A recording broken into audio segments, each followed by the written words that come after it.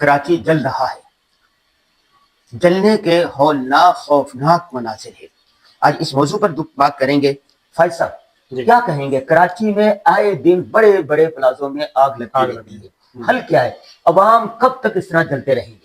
بسم اللہ الرحمن الرحیم۔ دیکھیں، سب سے پہلے تو یہ جو واقعہ اس وقت میں پیش آیا ہے گل پلازا کا صدر میں، یہ اتنا کنجسٹڈ ایریا ہے اور اتنا اہم پلازا ہے، آپ کے پورے کراچی میں رہنے والے ہر شخص نے شاید یہ دیکھا ہوگا، اتنا فیمس پلازا یہ ہے۔ اور وہاں پہ لوگ جاتے تھے، خریداری کرتے تھے، اور کتنی بڑی تعداد میں دکانیں تھیں وہاں پہ۔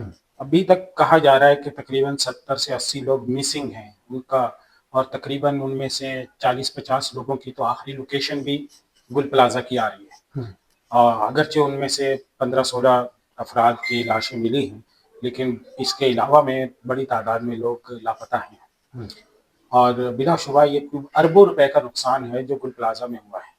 اور مجھے ایسے لگتا ہے کہ جب ہم بھی کراچی میں رہتے ہیں، ایک عمر ہماری کراچی میں گزری ہے، کہ اللہ تعالیٰ یہ شاید چھوٹے چھوٹے الارم بھیج رہا ہے کہ سسٹم جو ہے نا وہ خراب ہے، اس میں بہتری ضروری ہے، اور انسانوں کی اہمیت، انسانوں کو بچانے کے اقدامات، اور جو ضروری ساز و سامان اس وقت میں بلڈنگز میں دنیا بھر میں اختیار کیے جا رہے ہیں وہ ہمارے ہاں نہیں ہیں۔ ہم بڑے بڑے پلازوں میں جاتے ہیں، وہاں پر کوئی ایمرجنسی ایگزٹ کے رستے ہی نہیں ہوتے۔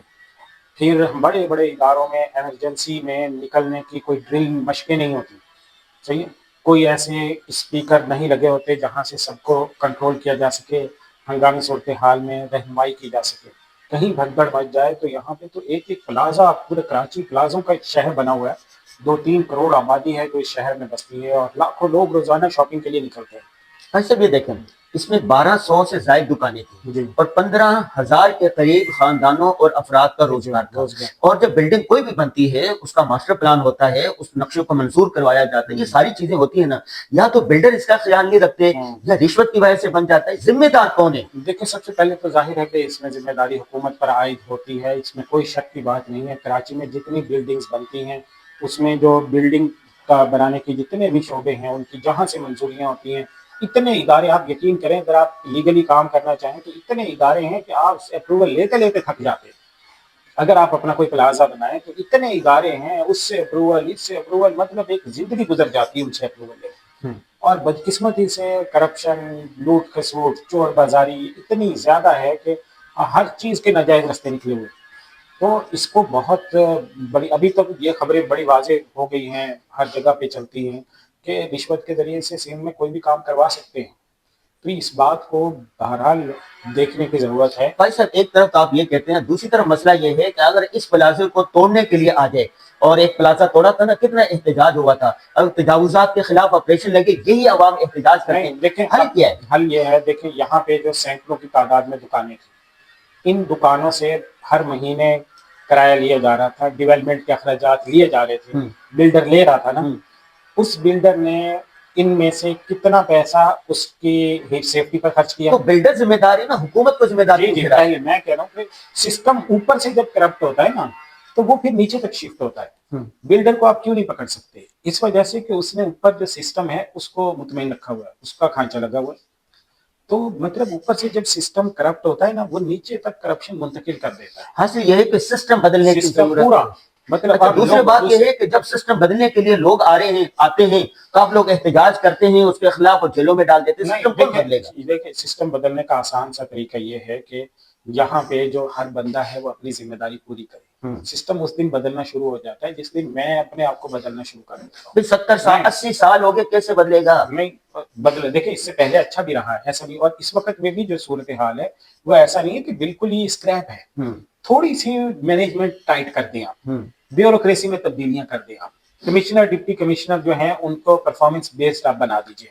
کوئی آرمی چیف نہیں، جب کوئی آرمی چیف آتا ہے یا کوئی پاپولر وزیر اعظم آتا ہے، وہ تبدیلی کرنے لگتا ہے تو سیاستدان شور کرنے لگتے ہیں، بیوروکریسی کے لوگ شور کرنے لگتے ہیں، عوام شور کرنے لگتے ہیں کہ یہ ڈکٹیٹر آ گیا، اس نے قبضہ کر لیا، فرد واحد ہو گیا، اس کو یہ کچھ دے دیا، اس کو استثنا کیوں دے دیا، اس پر سارے شور کرنے لگتے ہیں۔ جی، یہ ہمارے معاشرے کی ایک خامی ہے کہ ہمارے ہاں سیاست ہر چیز میں اتنی انوالو ہو گئی ہے کہ ہم قومیت بھی اس میں گھس گئی ہے، عصبیت اس میں گھس گئی ہے، مذہبی عنصر اس میں شامل کر لیا ہے، اور ہر چیز سیاست کی نظر کر لی۔ اب لوگوں کی جانیں تو سیاست کی نظر نہیں ہونی چاہیے نا. نہیں. اب بلڈنگ یہ ایک واقعہ ہو گیا ہے نا, آپ اس کو کیس اسٹڈی بنائیے اور کراچی میں جتنے پلازا ہیں ان کو پابند کیجئے کہ وہاں پہ سیفٹی ایگزٹ ہوں گے, سیفٹی کے سارے آلات لگے ہوں گے, فائر اسٹنگوشر جو لگتے ہیں آگ کو بجھانے والے آلات وہ پراپر ہوں گے. یقین کرو میں آپ کو سچی بات بتا رہا ہوں کہ کراچی میں ایک عالم دین نے یہ جو آگ کے سلنڈر بجھانے والے ہوتے ہیں نا, گیس کے سلنڈر جو آگ بجھانے کے لیے استعمال ہوتے ہیں, اس کا بزنس شروع کیا اور پھر اس نے چھوڑ دیا. میں نے پوچھا کیوں چھوڑ دیا, تو اس نے بولا کہ بڑی بڑی فیکٹریوں میں یا جتنے بھی ادارے ہیں ISO اسٹینڈرڈز وغیرہ کے, تو ان میں ضروری ہوتا ہے کہ آپ کو ہر سال میں اس کی ایکسپائری ڈیٹ ہوتی ہے کہ یہ ایکسپائر ہو گیا, اب اس کی جو گیس ہے وہ ریفل کروائیے. تو کراچی میں ایک تقریباً 100% اس نے بولا, اس کے الفاظ ہیں کہ 100% جو گیس ریفلر ہیں وہ سلنڈر لیتے ہیں اور اس کو ایز اٹ از واپس کر دیتے ہیں, ریفل نہیں ہوتا گیس. یعنی کسی نے اگر یہ لگائے ہوئے بھی ہیں نا تو آفت کی صورت میں یہ چلیں گے نہیں. آگے کعبہ بگڑا ہوا ہے, آگے کعبہ اس لیے بگڑا ہوا ہے کہ کسی کو اللہ کا خوف نہیں ہے کہ جو لوگ انسانی جانوں کی اہمیت نہیں. دیکھیں سب سے پہلے براہ راست اس کا کیا کون ذمہ دار ہے؟ سب سے پہلے آگ لگانے والے ذمہ دار ہیں, دوسرے نمبر پر وہ جو بلڈر ہے جس نے بنایا تھا وہ ذمہ دار ہے, تیسرے نمبر پر اس بلڈر نے جس سے اپروول لی تھی وہ ذمہ دار ہیں. صحیح ہے, اور جو شعبے موجود ہیں اور اس شعبے کے اوپر جو نگران تھا جس نے انشور کرنا تھا کہ یہ شعبہ صحیح کام کرے وہ ذمہ دار. تو آپ کی مطلب جو اس کے کلپریٹ ہیں نا, جو ذمہ دار اور مجرم ہیں, وہ ایسے انگلی آپ کے سامنے ہیں, ہاتھ کی لکیروں کی طرح صاف نظر آ رہے ہیں.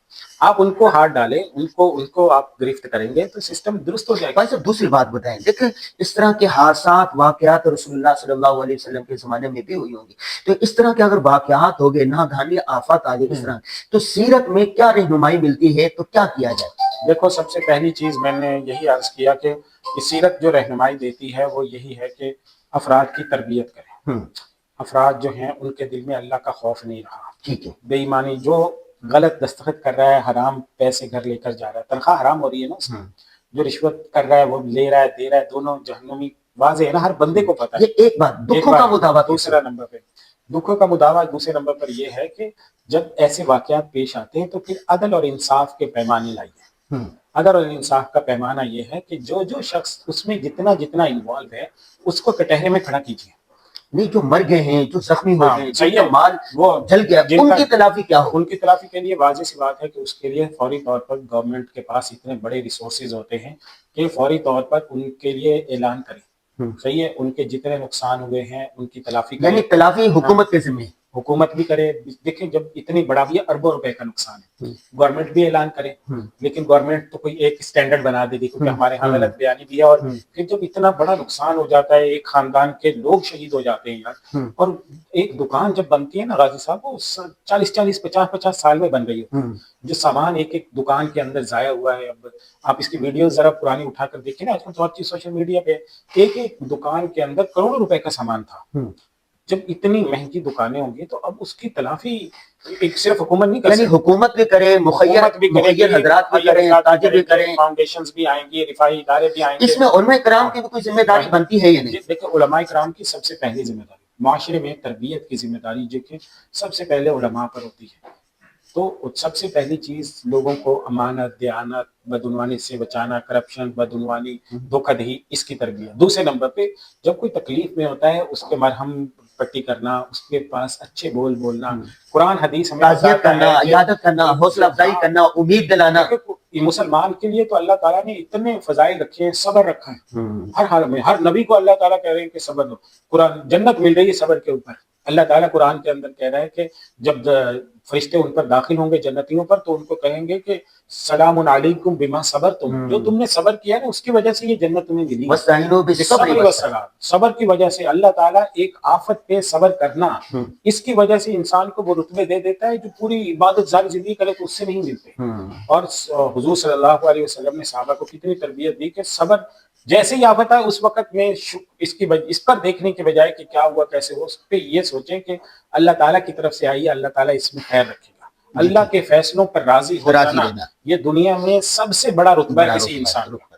جی ناظرین, جیسے کہ مفتی صاحب نے فرمایا کہ علماء کرام کی ذمہ داری سب سے بڑھ کر ہے. اور آخری بات یہ ہے کہ دکھوں کا مداوع یہ کسی ایک شخص کی بس کی بات نہیں. ہر شخص کو اپنے اپنی وسعت کے مطابق دامے درمے قدمے سخنے جس طرح ممکن ہو سکے اس مشکل وقت میں ان کا ساتھ دینا چاہیے.